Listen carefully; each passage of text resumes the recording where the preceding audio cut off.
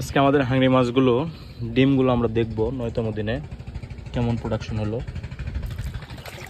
মাছগুলো খুব চালাক হয়ে গেছে, প্লেটে উঠতেছে না, এই চলে যাচ্ছে দৌড়ে, এই যে খুব চালাক।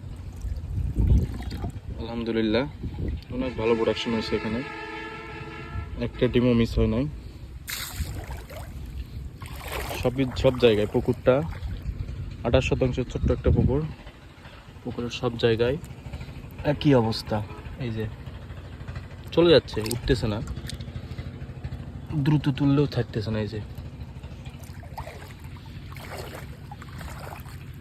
এখানে দেখবো মাছগুলো এখন চালাক হয়ে গেছে। এই যে চলে যাচ্ছে, প্লেটে যা উঠতেছে তার থেকে বেশি চলে যাচ্ছে। এই যে দেখেন, এই যে দেখেন, এই যে আলহামদুলিল্লাহ এগুলো হচ্ছে হাংরি জাপানের মাছ। আর কয়দিন পরে এগুলো ধানিতে রূপান্তরিত হবে ডিম থেকে।